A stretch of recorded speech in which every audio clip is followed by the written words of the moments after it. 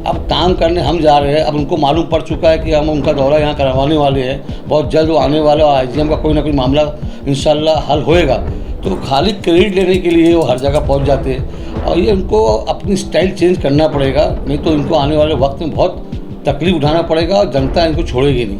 Rice Sheikh को तो वहाँ अंदर जाने के लिए भी इजाज़त दी थी, आधा घंटा वो बाहर खड़े थे, जो मुझे मालूमात मिली है। बहुत रिक्वेस्ट किया कि भाई मैं आमदार हूँ, मुझे कम से कम बैठने की जगह दी जाए, तो उनको बुलाया गया। तो वहाँ अवार्ड साहब के बाजू में जगह थी, वहाँ वो बैठे, वो फ़ोटो खींच के और फ़ोटो पूरा चलाना चालू किए। वही जो उनकी पुरानी आदत है, फ़ोटो निकालना और चलाना, वो सुधरने वाले नहीं है। इस मरतबा भी मुझे जनता को बताना इसलिए बहुत ज़रूरी है कि इस मीटिंग के अंदर उनको बुलाया नहीं गया था। ये आप लोगों के कैमरा के माध्यम में जनता को बताना चाहूँगा कि आप लोग ये देख लीजिए, रईस शेख को कहीं भी इस मीटिंग में बुलाया नहीं गया है। रईस साहब जो हमारे पूर्व के आमदार हैं, आप मेहरबानी करके दूसरों का काम अपना काम मत बताइए। अगर अभी तक आपने द वॉइस को सब्सक्राइब नहीं किया है तो प्लीज़ अभी सब्सक्राइब करें। हेलो फ्रेंड्स, मैं फिरोज मेमन, द वॉइस में आप सभी का स्वागत है। फिलहाल हम आए हैं भिवंडी राष्ट्रवादी कांग्रेस पार्टी की ऑफिस में और यहाँ पे एक प्रेस कॉन्फ्रेंस रखी गई है। प्रेस कॉन्फ्रेंस रखने का जो क्या कहेंगे हम विषय है, जो सब्जेक्ट है, ये शोएब गुड्डू ने हमें बताया कि कुछ दिनों पहले भिवंडी इसके एमएलए रईस शेख ने एक पोस्ट जारी की थी फेसबुक के ऊपर, सोशल मीडिया के ऊपर, जहाँ पे उन्होंने बताया था कि उन्होंने एक मीटिंग अटेंड की महाराष्ट्र के हेल्थ मिनिस्टर राजेश टोपे के साथ में, जहाँ पे कैबिनेट मिनिस्टर जितेंद्र आव्हाड भी वहाँ पे मौजूद थे और उन्होंने भिवंडी और मुंब्रा के टोरेंट को लेकर, भिवंडी और मुंब्रा के जो टोरेंट पावर है उनको लेकर बहुत सारे सवाल उठाए थे, आईजीएम हॉस्पिटल को लेकर बहुत सारे सवाल उठाए थे। तो उसी संदर्भ में यहाँ पे आज शोएब गुड्डू खान ने एक प्रेस कॉन्फ्रेंस ली और उन्होंने बताया कि उस मीटिंग में रईस शेख को इनवाइट नहीं किया गया था। एक लेटर बताया उन्होंने जिसमें उनके नाम थे, उन्हीं डेजिग्नेटेड लोगों को जो है उस मीटिंग में बुलाया गया था। रईस शेख जो है वहाँ पे पीछे से गए थे और वहाँ पे फोटो निकाल के आ गए। इस तरह की बातें शोएब गुड्डू का कहना है। तो आइए सुनते क्या कहा पूरा शोएब गुड्डू ने इस बारे में। शोएब भाई, क्या कहेंगे, ये जो आज आपने प्रेस कॉन्फ्रेंस बुलाई है, तो क्या इसका मकसद है और किस सिलसिले में, जो है किस संदर्भ में बुलाई है? सबसे पहले आज जितने भी इलेक्ट्रॉनिक मीडिया वाले जो आए हुए हैं, मैं उनका बहुत बहुत शुक्रिया अदा करता हूँ कि आप मेरे एक आवाज़ पे आप सब लोग यहाँ पे आए हैं। आज विषय है टोरेंट पावर को लेके और आईजीएम हॉस्पिटल को लेके। तो मैं आपको बताता चलूँ कि 14/12 को एक मीटिंग लगाई गई थी अजीत दादा पवार साहब के इधर। उस पावर को लेके उस मीटिंग के अंदर अजीत दादा पवार साहब ने एक लेटर वहाँ पे निकाला था, अविनाश सोलवट खासगी सचिव, और इसमें जिन लोगों को बुलाया गया था उनका नाम आपको बताते चलो। डॉक्टर नितिन राउत, माननीय मंत्री ऊर्जा, डॉक्टर जितेंद्र आव्हाड साहब, श्री प्राजक्त तानपुरे साहब, अपर मुख्य सचिव वित्त विभाग, अपर मुख्य सचिव नियोजन विभाग, अध्यक्ष व व्यवस्थापक संचालक महावितरण, व्यवस्थापक संचालक टोरेंट पावर, अन्य सर संबंधित अधिकारी, इतने लोगों को इस मीटिंग के अंदर बुलाया गया था। और मैंने 10 दिन पहले नूरी नगर में एक प्रोग्राम हुआ था, वहाँ पे ही मैंने कहा था कि रईस साहब जो हमारे पूर्व के आमदार हैं, आप मेहरबानी करके दूसरों का काम अपना काम मत बताइए, जो सच्चाई है वो बताइए। तो इस मरतबा भी मुझे जनता को बताना इसलिए बहुत ज़रूरी है कि इस मीटिंग के अंदर उनको बुलाया नहीं गया था। ये आप लोगों के कैमरा के माध्यम में जनता को बताना चाहूँगा कि आप लोग ये देख लीजिए, रईस शेख को कहीं भी इस मीटिंग में बुलाया नहीं गया है। और मीटिंग ख़त्म होने के बाद उन्होंने ये बताया कि उनका फ़ोटो और न्यूज़ चलने लगी। मैंने भी व्हाट्सएप पे देखा कि रईस शेख ने वहाँ पे आवाज़ उठाई भिवंडी के लिए कि एमएसएबी के टाइम का पावर बिल माफ़ होना चाहिए। ऐसा वहाँ कुछ नहीं है, इनको मालूम पड़ा वहाँ मीटिंग रखी गई है। ये मीटिंग जितेंद्र आव्हाड साहब के लेटर पे लगाई गई है। ये मीटिंग मुंब्रा, कलवा, कौसा व सिर वहाँ के लिए लगाई गई थी, लेकिन वहाँ पे जितेंद्र आव्हाड साहब ने खाली मुंब्रा के लिए नहीं, भिवंडी के ताल्लुक से भी उन्होंने आवाज़ उठाई और उसमें उन्होंने ये मांगनी की कि जो भी MSAB की टाइम का बिल बाकी है वो माफ़ किया जाए, ब्याज माफ़ किया जाए। दूसरा, मीटर का रेट बहुत बढ़ गया है। मुमरा में भी कुछ स्लम एरिया है, भिवंडी में भी बहुत स्लम एरिया है और रेट ज़्यादा होने की वजह से लोगों को बहुत तकलीफ़ आ रही है। मीटर का भाव जो भी रेट है उसका आधा किया जाए। बहुत से तोरण पावर के ताल्लुक से जो भी मांगनी थी हमारे माननीय श्री जितेंद्र अवार साहब ने रखी। रईस शेख को तो वहाँ अंदर जाने के लिए भी इजाज़त नहीं थी, आधा घंटा वो बाहर खड़े थे, जो मुझे मालूमात मिली है। बहुत रिक्वेस्ट किए कि भाई मैं आमदार हूँ, मुझे कम से कम बैठने की जगह दी जाए, तो उनको बुलाया गया। तो वहाँ अवार साहब के बाजू में जगह थी, वहाँ वो बैठे, वो फ़ोटो खींच के और फ़ोटो पूरा चलाना चालू किए। वही जो उनकी पुरानी आदत है, फ़ोटो निकालना और चलाना, वो सुधरने वाले नहीं है। तो ये जो मांगनी की है अवार साहब की तरफ से मांगनी गई है, उनके लेटर पे ये, उनके बोलने पे ये मीटिंग लगाई गई है कि मैं आप लोगों को चैनल के माध्यम से जनता को बताना चाहता हूँ। और बहुत जल्द इंशाल्लाह एक खुशखबरी इस शहर के लिए आने वाली है और राष्ट्रवादी पार्टी इसके अंदर बहुत मेहनत कर रही है, कोशिश कर रही है। आईजीएम को लेकर क्या कहेंगे? आईजीएम को भी लेकर तरह तरह की बातें जो रईस शेख के माध्यम से की जा रही है कि उन्होंने भी, जो मंत्री हैं आरोग्य मंत्री, उनसे मुलाकात की, इसकी भी देखिए, मैं जब अध्यक्ष बना था उसके 15 दिन बाद हमारे जितेंद्र अवार साहब महानगर पालिका में आए थे, नगर सेवक कमिश्नर से मीटिंग ली थी। उस वक्त मैंने IGM हॉस्पिटल के बारे में आवाज़ उठाया था और उसी दिन उन्होंने कह के गया था कि बहुत जल्द IGM हॉस्पिटल का हम लोग जो भी मामला है काम करेंगे, सल्टाने काम करेंगे। लेकिन कुछ कारण से थोड़ा लेट हुआ। अभी ऑफिस की हमारी जब ये ओपनिंग हुई, राष्ट्रवादी ऑफिस की ओपनिंग, तो मीडिया वालों ने भी ये सवाल किया कि आपने IGM हॉस्पिटल के बारे में कहा था। तो उन्होंने यहाँ सबके मीडिया के मार्फत सबको संदेश दिया था कि बहुत जल्द राजेश टोपे जी को मैं, जो हमारे हेल्थ मिनिस्टर हैं, IGM का दौरा कराएंगे।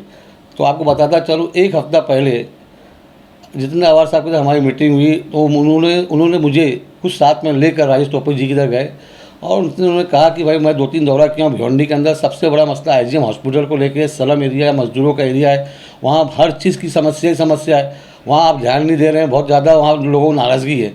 तो वहाँ पे राजेश टोपे जी ने कहा ठीक है, मुझे थोड़ी सी कुछ मालूमात है वहाँ के बारे में, मैं बहुत, आप क्या चाहते हैं? तो हमने यही मांगनी की। अवार साहब ने कहा कि आपको हमारे साथ पहले चल के वहाँ का दौरा करना है, तो आपको समझ में आएगा क्या सच्चाई है क्या नहीं है, आपको यहाँ पे पूरी बातें बताई नहीं जाती है। तो उन्होंने कहा ठीक है, ये अधिवेशन है, ये ख़त्म होता है, अवार साहब मैं आपके साथ खुद चलता हूँ और शोएब भाई आपके साथ हम चाहते हैं IGM का दौरा करके जो भी वहाँ का मामला आता है मैं खुद प्रेस कॉन्फ्रेंस लूँगा और आह्वान करूँगा। लेकिन फिर इसके अंदर अभी 2-3 दिन से अभी तक के खामोश थे रईस शेख साहब। फिर आमदार रईस शेख साहब 2-3 दिन पहले उन्होंने सोशल मीडिया के थ्रू डाला है कि वो राजेश टोपे जी से मिल के आए और IGM की समस्या बात करके आए। वो तो जब से आमदार बने, जब से यही बात बोले, मिल के आए, बात कर रहे। अब काम करने हम जा रहे हैं। अब उनको मालूम पड़ चुका है कि हम उनका दौरा यहाँ करवाने वाले हैं, बहुत जल्द वो आने वाले और IGM का कोई ना कोई मामला इंशाल्लाह हल होएगा।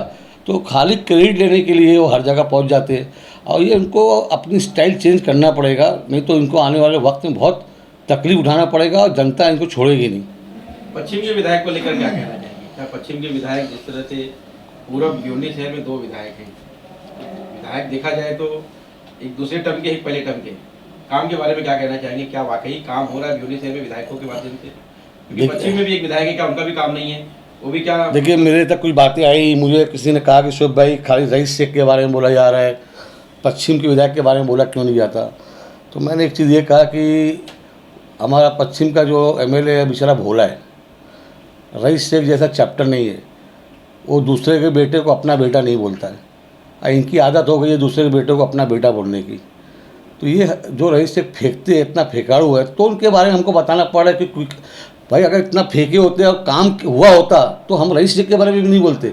रईस शेख काम कुछ नहीं करे, अब खाली मोदी से ज़्यादा खतरनाक फेंक रहे हैं। मोदी जी का मुकाबला अगर रईस शेख से किया जाए, रईस शेख जीते, मेरी नज़र में जीत गए। तो इसलिए रईस शेख के बारे में बोला जा रहा है कि वो जनता को गुमराह कर रहे हैं और माइनॉरिटी के नाम पे जो यही बोला जाता है माइनॉरिटी एक ही MLA उनके बारे में बोला जाता है, ऐसा नहीं है। हमारे लिए चाहे माइनॉरिटी का हो, चाहे कोई भी धर्म का हो, आमदार आमदार है। लेकिन पश्चिम का आमदार जो है वो अगर कुछ काम नहीं कर रहा है तो लंबी लंबी फेंक नहीं रहा है कि हाँ मैं ये कर दिया, मैंने वो कर दिया, मैंने ये कर दिया। अब एक बात बताऊँ आपको, पश्चिम के अंदर हमारा आता है ST स्टैंड, उसका रईस शेख से क्या लेना देना पश्चिम से? उसको ये भी नहीं मालूम मेरी हद क्या है। अब बोलता है 50 लाख रुपया मैंने निधि दिया। और एसटी स्टैंड की हालत जाके देखो, वो महाराष्ट्र- 50 लाख रुपया दिया कहाँ, गया कहाँ। अभी एक महेश चौकड़िया ने कुछ ओपनिंग किया है 2-3 दिन पहले, वहाँ पे अपना डोबिता स्टेडियम के अंदर इंडोर गेम्स है सब, उसके अंदर कबड्डी है, उसके अंदर वॉलीबॉल है, उसके अंदर फुटबॉल है। वो चाहता तो बहुत प्रचार कर सकता था, लेकिन उसने किया काम, अपनी निधि दिया, उसको जितना उसको करना था किया, लेकिन फेंक तो नहीं रहा लंबी लंबी। ये फ़र्क है दोनों में। और से उनका पश्चिम का आमदार का भी कोई परफॉर्मेंस अच्छा नहीं है। 5 साल पहले का और ये 2 साल मिला कर देखा जाए, उन्होंने कोई काम नहीं किया है।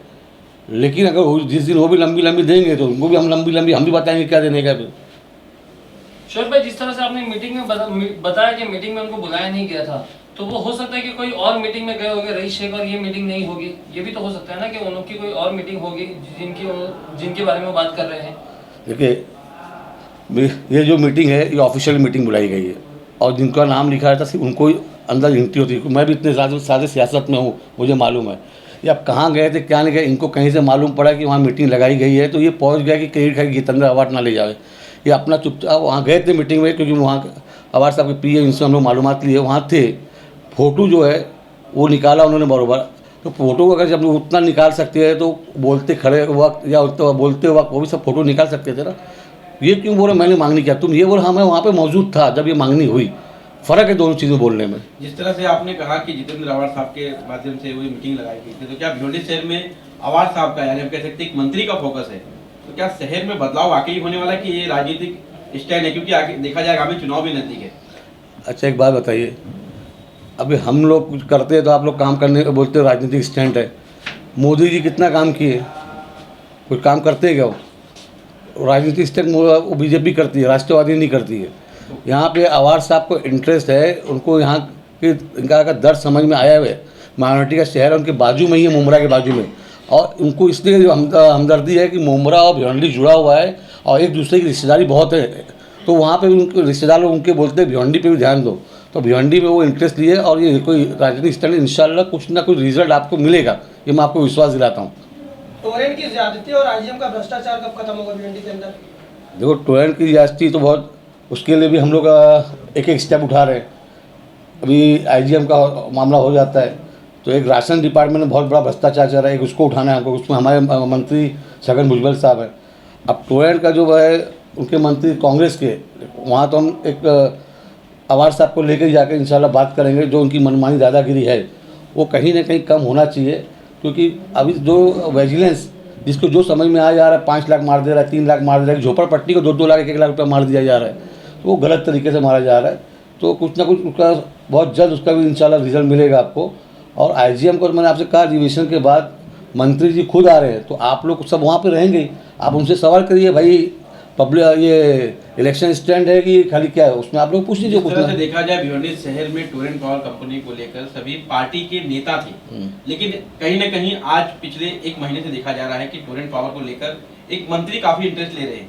तो कहीं ना कहीं कह सकते हैं कि टोरेंट पावर कंपनी के ऊपर मतलब एक मंत्री का नजरिया, तो टोरेंट पावर की दादागिरी कहीं ना कहीं खत्म होना चाहिए, क्योंकि एक मंत्री उनके ऊपर फोकस कर रहे हैं। तो इस पर क्या लगता है, क्या टोरेंट पावर की दादागिरी वाकई खत्म हो जाएगी? देखिए, हमारा काम है कोशिश करना। नहीं, मंत्री महोदय जी का इस पर पूरा फोकस है। जिस तरह से उन्होंने कुछ दिनों पहले एक मीटिंग में एक वीडियो के माध्यम से उन्होंने जानकारी दी थी कि टोरेंट पावर की जो बिल है वो दो पार्ट में करेंगे। उसमें एमएससी डीसीएल का जो भी बिल है, उसके बाद फिर इन्होंने कहा कि जो मीटर है वो मीटर आधे भाव में लगाया जाएगा।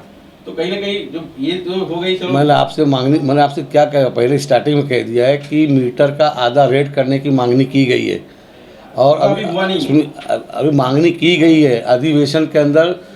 इसका जो भी वो रखना रहता है वो अजीत दादा पवार साहब पास करवा के लेंगे इंशाल्लाह, और वो पास हो जाएगा। आधा पैसा सिर्फ मुमरा के लिए रहेगा, भिवंडी के लोगों को भी फायदा मिलेगा इसका? अभी फिलहाल तो वो दोनों के लिए मांगनी की है। क्या वो पहले मुमरा का होता है, भिवंडी का होता है, नहीं मुझे मालूम, मांगनी दोनों के लिए की गई है।